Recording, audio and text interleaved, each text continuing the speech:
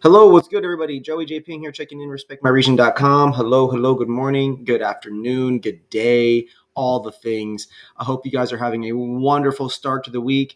Today, we're going to be talking a little bit about the Morning Joint podcast. Today's the 15th episode. We've got a bunch of great topics, a bunch of good stories created by our head editor and assistant producer, main producer, Colin Johnson. Big shout out to the squad. We're going to go ahead and dive right into some of the stories, some of the nitty gritty. All right. So one of the first things that we want to talk about today, what the title, what the whole episode is primarily dedicated to, is G4 Live, presented by the Budtender Awards. Now, this will be my first year attending G4 Live.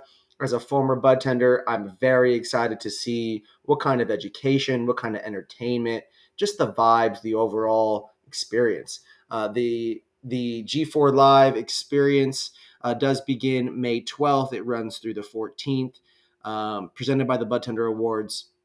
This is the essential cannabis super event for budtenders, and it is featuring a once in a lifetime, once in history. This is going to be a performance from Snoop Dogg and Travis Barker. So how cool is that, right? With that said, let me read off some more information real quick. Happening from May 12th to May 14th at the legendary Las Vegas Convention Center, budtenders receive complimentary entrance to this invaluable networking experience. All ticket holders gain entrance to the Budtender Awards on Saturday night, hosted by Rachel Wolfson, and this does include special performances from DJ Snoopadelic, aka Snoop Dogg, Travis Barker as well.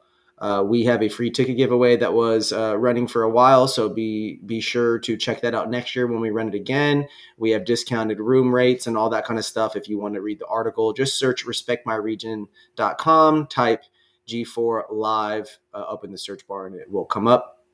The G4 Live experience presented by Budtender Awards is carefully catered to bring out the best of the cannabis industry. There will be numerous opportunities to hear outstanding speakers throughout the weekend. After each of the speaker panels, anyone interested has a chance to meet and talk with the speakers. G4 Live strives to bring everyone together and create unique opportunities for guests. This includes one-on-one time with high-profile speakers such as the Brothers at Law, Dr. Dina, and former president of Mexico, Vicente Fox. It's very exciting. Big shout out to G4 Live. It's an honor to work with you guys. It's an honor to be considered a partner. I definitely recommend that you guys make it out to Vegas. Come check it out. I'm smoking on a Black Star infused blunt right now. Does it taste good? Does it taste bad? Not really. Does it taste like a strain? No, I don't know what this is. All right, up next. Another massive event going on this weekend in the world of cannabis. The Emerald Cup is the 18th annual edition, hitting the streets of Los Angeles. We have the Emerald Cup is going to be going down at the Montalban Theater in Hollywood. It's the first time that this has happened here in Southern California, and they are now hosting it in Hollywood for a prestigious and historic experience. We did a podcast with Tim and Taylor Blake from the Emerald Cup team. They shared some insights. You guys can check that out on YouTube. Just search Tim and Taylor Blake of the Emerald Cup RMR podcast. Some quick details about the Emerald Cup for you guys. The 2022 Emerald Cup Awards is the result of 17 other renditions of this. The Emerald Cup began as a friendly contest, and now it is the world's most prominent cannabis competition. In the comp, growers can enter the strains and potentially gain titles for the genetics. It is like how the wine industry has Chardonnays and Merlots judged in their own categories. Since the dawn of cannabis, made-up identifying names created by Banksys and growers became widely known as strains. The previous standards for cannabis, including THC percentage, have blurred the lines of the true distinction in quality, effects, and potency between all these different strains. So the Emerald Cup is a great tool. It's a great opportunity to really just do something that distinguishes you from the rest of the competition, from the rest of the market. Okay. All right. There's a lot of great judges, labs, partners, research companies. It's just, man, Emerald Cup, I really can't say enough about the quality work that you all do. So big thank you to to what y'all to what y'all bring. So really appreciate that. All right, on the next story that we've got, let's see, which one do I want to do next? Which one do I want to do? All right, New York lawmakers discuss the competing psychedelics reform bills ahead of the key deadline. So coming out of Marijuana Moment, psychedelic reform is a major topic across the world, particularly here in the States as well. Okay. It's important to know that there is certain places where it's decriminalized and a lot of places where you will definitely go to jail, potentially prison, or however it works. Check this out though. With just a month left before the end of New York's legislative session, lawmakers sponsoring differing psychedelics reform legislation recently participated in a discussion on the path forward for psilocybin in the Empire State. Assembly members Rosenthal, Democrat, and Burke, Democrat, talked about their competing proposals at the virtual symposium hosted by the Sanctuary for Independent Media late last month. About 150 people attended the event. Even with Zoom chat flooded with activists, doctors, and concerned citizens. Rosenthal has sponsored 2 psychedelics reform bills in their legislature, one to create a research institute tasked with studying the therapeutic potential of the substances for certain conditions and making policy recommendations, and another to broadly decriminalize psilocybin. So that's exciting. We have more than enough evidence from 7,000 years of use that psychedelics are effective, but also very mainstream universities where researchers say, yes, this works. That's enough for me, Rosenthal said. Let's stop with the interim steps. We've waited long enough. Burke, meanwhile, is sponsoring A8569, which would legalize the medical use of psilocybin for certified patients in clinical settings. Trained facilitators would obtain the psychedelic through a pilot program that would be established under the measure, or synthetic psilocybin if such a drug is approved by the FDA. This is crazy! The measure also calls for the creation of a 14-person psilocybin therapy advisory board, consisting of experts who would be responsible for issuing recommendations on the use of psilocybin psychedelics in a medical setting. They're trying. They may not be everything that we're going for, but they're trying. So I got to give them a little props there. New York attempting to do things properly. All right. Up next, we've got Germany speeding up the process to legalize recreational cannabis. So this just came out this morning on Forbes. Very interesting to hear that there is a new coalition in Germany that is trying to speed up the legislation for recreational cannabis. Most people, that's not the case. Health Minister Karl Lauterbach announced last week that it would start the legal process for cannabis legalization soon. So very exciting. I've always been opposed to cannabis legalization, but I revised my position about a year ago, he said. He told German newspaper Handelsblatt he changed his mind on legalization over the past 2 years, and now believes the dangers of non-legalization outweigh the risks of cannabis legalization. How exciting is that? Germany making some moves in the right direction. There we go. I'm not going to read too much more into this one, but New York did okay 36 more recreational cannabis cultivation permits. So that is very exciting. Make sure you guys get your permits in there. Get them in, get them rocking. Don't sleep, don't sleep, don't sleep.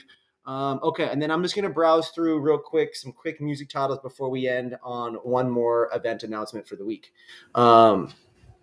This is one is pretty passionate for me. I really am a fan of this story. We live in LA. We live in Los Angeles. I regularly drive through South Central, so this one hits a little bit more home, even though it's more mainstream music news.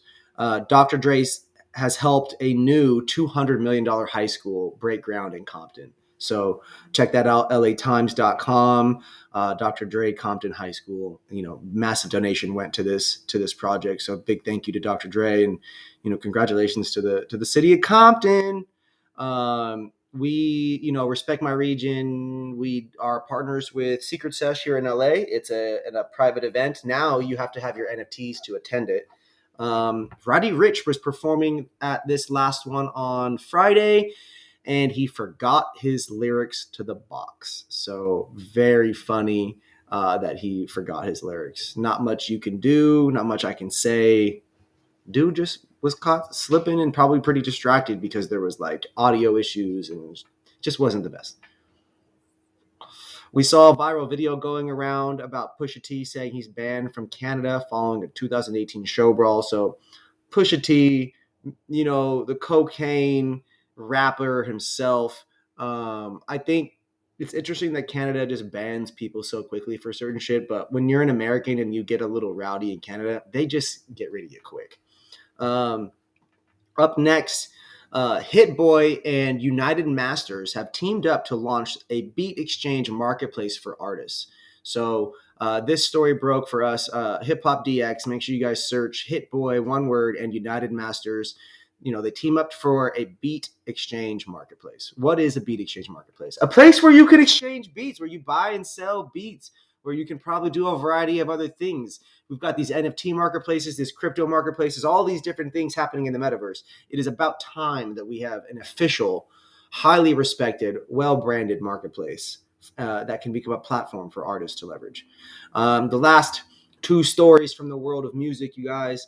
DJ Drama, Drake, and Jack Harlow pulled up to the Kentucky Derby this last weekend. There's all kinds of social media content out there. Jack Harlow was getting carried. There was chants of Drewski, while up on top. I'll call it like this mezzanine upper area. And then obviously Drake was there looking like Drake himself, like some kind of like rapper turned singer king. So lastly, but not least, Tory Lanez back in the news, detained briefly at the Las Vegas airport for weed possession. I would assume he probably had too much, probably was a little stinky, and got caught up. So, yes, Tory Lanez was detained briefly at a Las Vegas airport. In and out quickly, back on the live streams, back on the content right after that. I'm pretty sure he was performing later that night as well. So, nothing too crazy there. Now, to end this 15th episode of The Morning Joint, everybody, I want to do a big shout out to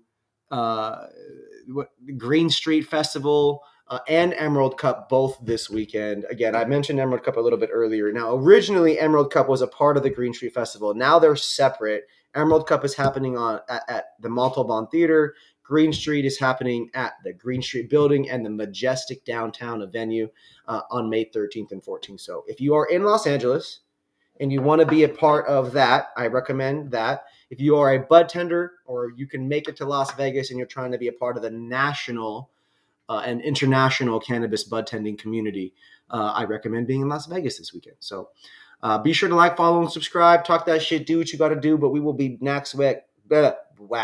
will be back next week doing what we do, which is content, letting you guys know what's going on in the world of music, letting you guys know what's going on in the world of cannabis with a little dose of psilocybin, just a little microdose, okay?